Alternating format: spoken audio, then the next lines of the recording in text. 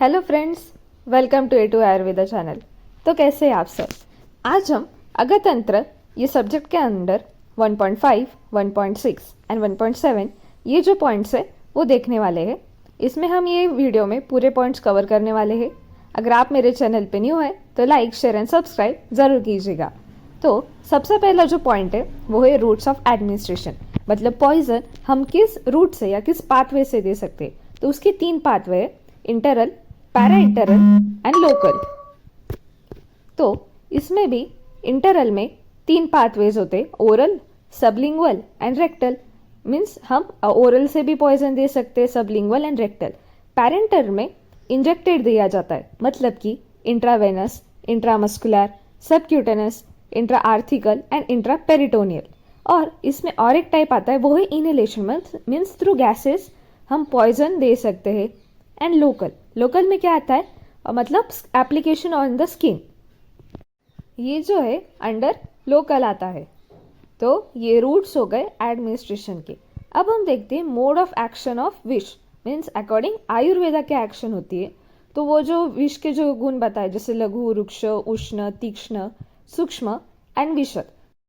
तो ये क्या एक्शन करते हैं, जैसे लघु लंघन करता है, रुक्ष का काम होता है शोषण करना, उष्ण स्वेदन, तीक्ष्ण शोधन करता है, सूक्ष्म विवरण, और विशद जो गुण होता है वो क्षालन।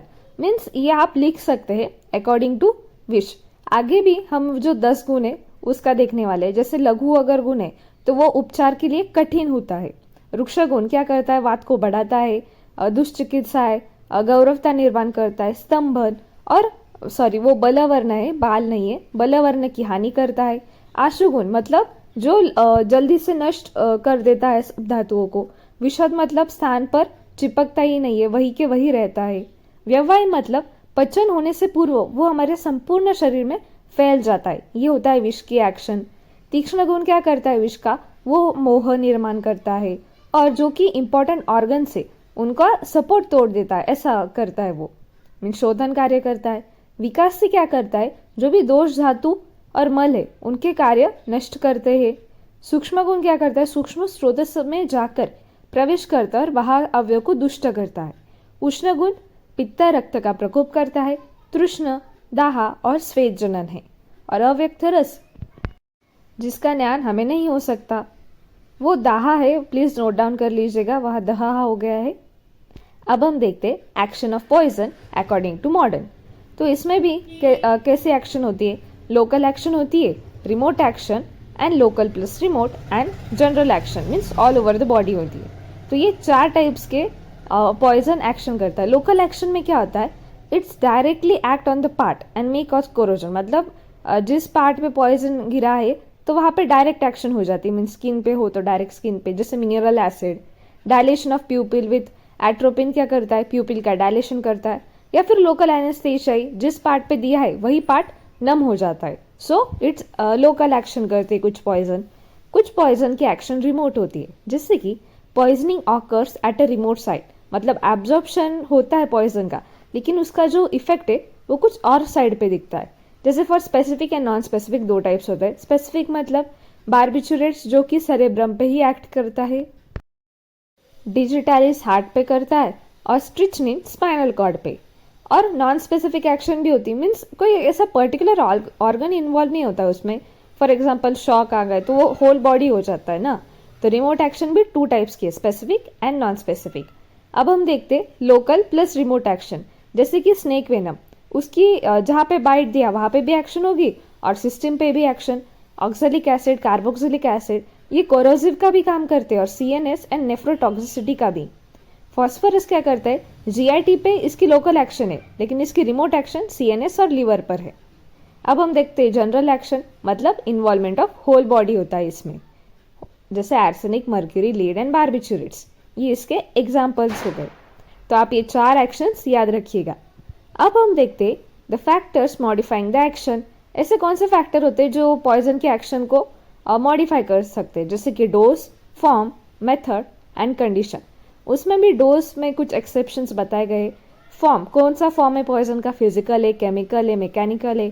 मेथड कौन सी दे रही है, रूट या फिर चेंज ऑफ रूट से भी पॉइजन एक्शन में चेंज हो सकता है। कंडीशन कैसी, मीन्स एज रिलेटेड या फिर हेल्थ स्टेट, डिसीज या स्लीप, इनके अकॉर्डिंग ये जो फैक्टर्स है एक्शन ऑफ पॉइजन चेंज हो सकती है।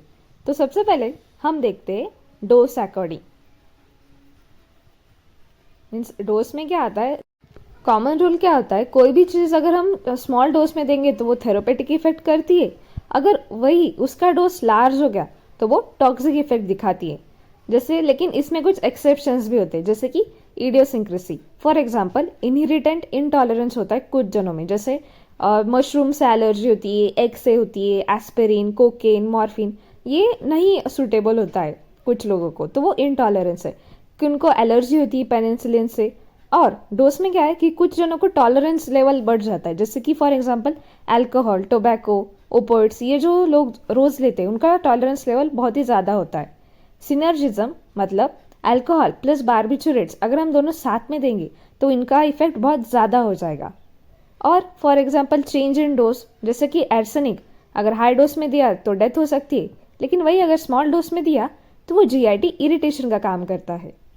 और होता है क्यूमुलेटिव पॉइजन, मतलब ऐसे पॉइजन जो हमारे बॉडी में एक्यूमुलेटेड होते रहते हैं, जैसे कि arsenic, mercury, lead, barbiturates and carbon monoxide. तो ये हो गया। अब हम देखते हैं फॉर्म ऑफ पॉइजन। जैसे मैंने कहा था फिजिकल, तो इसमें भी क्या है, gases are more powerful than liquid and liquid are more powerful than solid, means इनका एब्जॉर्प्शन जल्दी से होता है। और जो भी कॉन्सेंट्रेटेड पॉइजन होते हैं ना, वो तो रैपिडली एब्जॉर्ब हो जाते हैं बॉडी में। केमिकल में क्या है कि प्योर आर्सेनिक एंड मर्क्यूरी ये पॉइजनस नहीं है, लेकिन उनके जो सॉल्ट्स है वो सबसे ज़्यादा हाईली पॉइजनस होते हैं। तो ये चीज़ याद रखनी की है। और उसमें भी लेस इफेक्ट या more effect, means acid plus alkali अगर साथ में देंगे तो उनका इफेक्ट इतना कुछ नहीं होगा, लेकिन वही अगर हम lead carbonate plus copper arsenate साथ में देंगे तो उनका ज़्यादा इफेक्ट होगा। तो ये भी उस पर डिपेंड करता है फॉर्म पे। मैकेनिकल में क्या होता है कि the mechanical substance physically hinder the absorption, means कुछ सब्सटेंस होते हैं जो एब्जॉर्प्शन जल्दी नहीं होने देते। For the absorption of poisonous it's slow on full stomach, means अगर हमारा स्टमक फुल भरा है तो पॉइजन का जो एब्जॉर्प्शन है वो स्लो हो जाएगा, वो जल्दी होगा नहीं।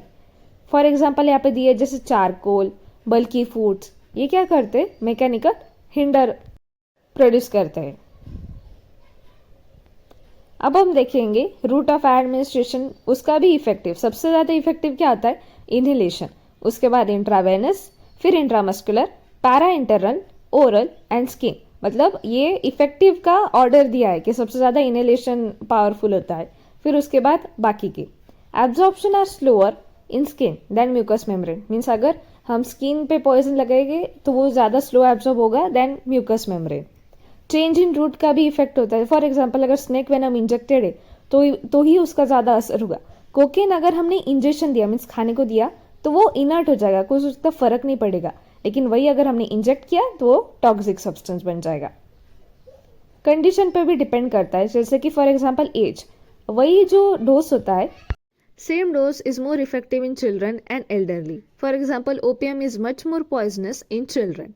और हेल्थ स्टेज पे भी डिपेंड करता है, जैसे अगर लीवर पैथोलॉजी है तो मॉर्फिन ज़्यादा पॉइजनस है, और रीनल डैमेज है फॉर एग्जांपल तो मर्क्यूरी उस पर्सन को ज़्यादा पॉइजनस हो जाएगा, क्योंकि मर्क्यूरी ये नेफ्रोटॉक्सिसिटी प्रोड्यूस करता है।